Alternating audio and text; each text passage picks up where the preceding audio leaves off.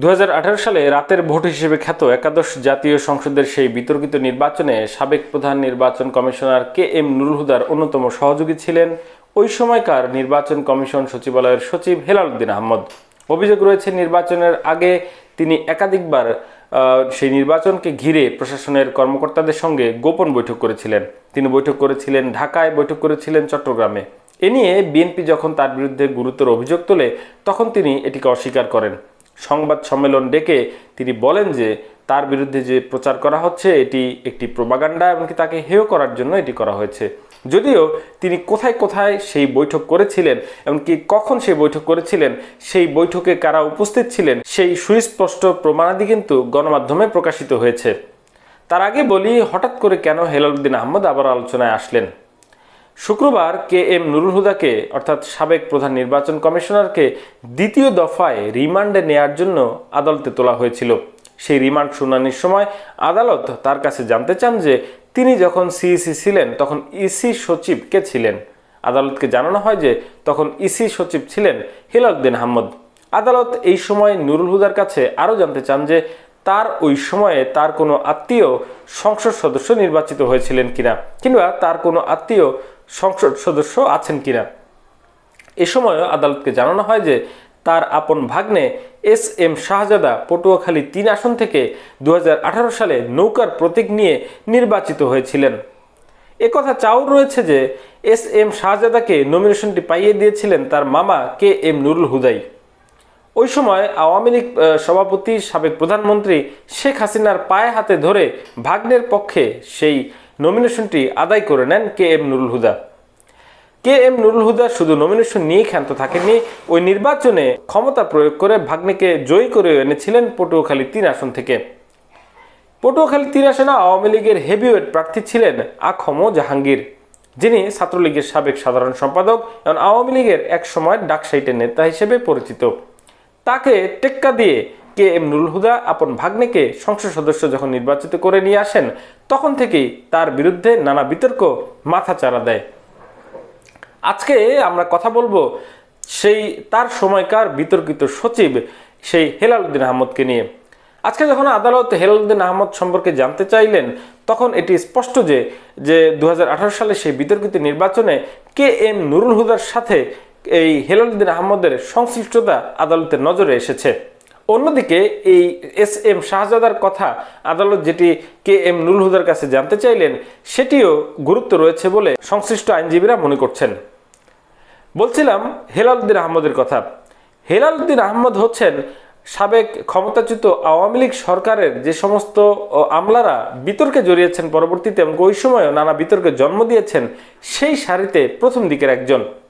1988 সালের 7ম BCS এর মধ্য দিয়ে সরকারের ক্যাডার সার্ভিসে পা রাখা হেলাল উদ্দিন আহমদ আওয়ামী লীগ সরকারের একজন অনুগত আমলা হিসেবে পরিচিত ছিলেন। শুধু তাই নয়, তিনি 2018 সালের নির্বাচনকে আওয়ামী লীগের মন মতো অনুষ্ঠানে যে সহযোগিতা করেছিলেন তারপর কিন্তু তাকে উপহার হিসেবে পোস্টিং দেওয়া হয় সরকারের স্থানীয় সরকার বিভাগের সচিব হিসেবে। সেখানে তিনি সিনিয়র সচিবও হয়েছিলেন। সেই অবস্থাতে তিনি অবসরেও যান, তবে আওয়ামী লীগ তাকে ভুলে যায়নি। তারপর তাকে সরকারি কর্মকমিশন পিএসসির সদস্য করা হয়। গত বছরের 5 আগস্ট আওয়ামী লীগ সরকারের পতন হলে তার 2.5 মাসের ব্যবধানে চট্টগ্রামের খুলশী এলাকার একটি বাসা থেকে গ্রেপ্তার হন হেলাল উদ্দিন আহমদ। তার বিরুদ্ধে তখন ঢাকায় একটি হত্যা মামলা ছিল।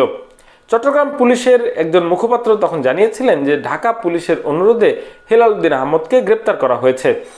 তবে তারপর কিন্তু 18 সেপ্টেম্বর আরও একটি মামলা হয় চট্টগ্রামের আদালতে। সেখানে গত 3টি নির্বাচনে যারা সংসদ সদস্য রয়েছেন তাদেরকে আসামি করা হয়।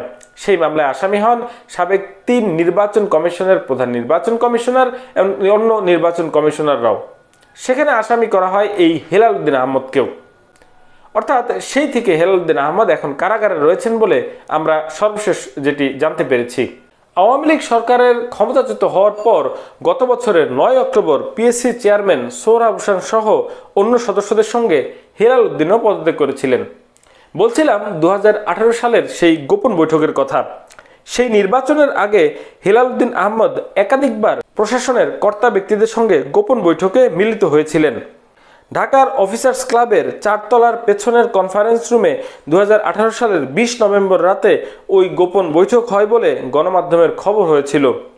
সে সময় বিএনপির সিনিয়র যুগ্ম মহাসচিব রুহুল কবির রিজভী অভিযোগ করেছিলেন হেলাল উদ্দিন সহ তৎকালীন প্রধানমন্ত্রীর সচিব সাজ্জাদুল হাসান, সাবেক জনপ্রশাসন সচিব ফয়েজ আহমদ, সাবেক পানি সম্পদ সচিব কবির বিন আনোয়ার, সাবেক বেসামরিক বিমান পরিবহন সচিব মহিবুল হক, সাবেক ঢাকা বিভাগীয় কমিশনার আলী আজম, সাবেক প্রধানমন্ত্রীর এপিএস 1 কাজী নিশাত রসুল ওই বৈঠকে অংশ নেন।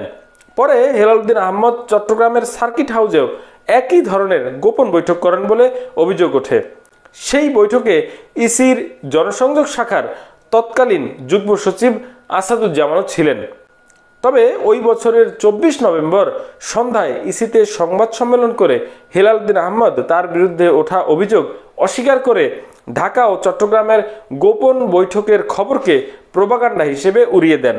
তিনি দাবি করেছিলেন তাকে বিতর্কিত ও হেয় করার জন্য এ ধরনের প্রোপাগান্ডা চালানো হচ্ছে। ইসি থেকে বদলি হয়ে হেলাল উদ্দিন আহমদ স্থানীয় সরকার বিভাগের সচিব হন।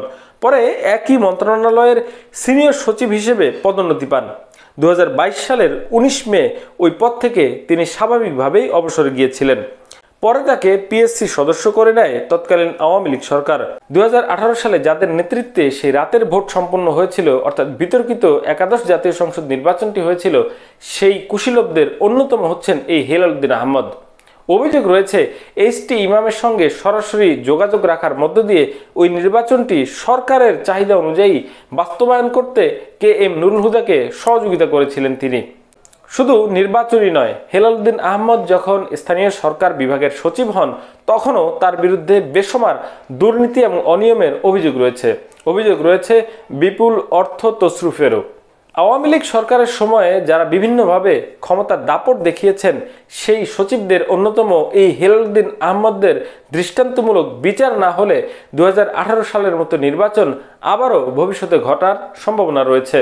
প্রশাসনের থেকে জনগণের সেবা না করে একটি সরকারের আজ্ঞাবহ হিসেবে দায়িত্ব পালন করার ফলে দেশের গণতন্ত্র যে কতটা হুমকির মুখে পড়তে পারে, একটি নির্বাচন ব্যবস্থা যে কতটা ভেঙে পড়তে পারে, হেলাল উদ্দিন আহমদদের সেই ন্যাক্কারজনক ঘটনা কিন্তু এগুলো দৃষ্টান্ত হয়ে রয়েছে। আমরা চাই না হেলাল উদ্দিন আহমদদের মতো আরও কেউ সরকারের আমলারা এইরকম দৃষ্টতা দেখাক সরকারের নানা সুযোগ সুবিধা হাতিয়ে নেয়ার নামে। হেলাল উদ্দিন আহমদ এবং KM নুরুল হুদাদের বিচার আদালতের উপর ন্যস্ত রয়েছে। তারা আদালতে দোষী সাব্যস্ত হলে অবশ্যই তাদের বিচার হবে। সেই দৃষ্টান্তমূলক বিচারই জাতি দেখতে চায়। এখন এ পর্যন্তই। সবাই ভালো থাকবেন, সুস্থ থাকবেন।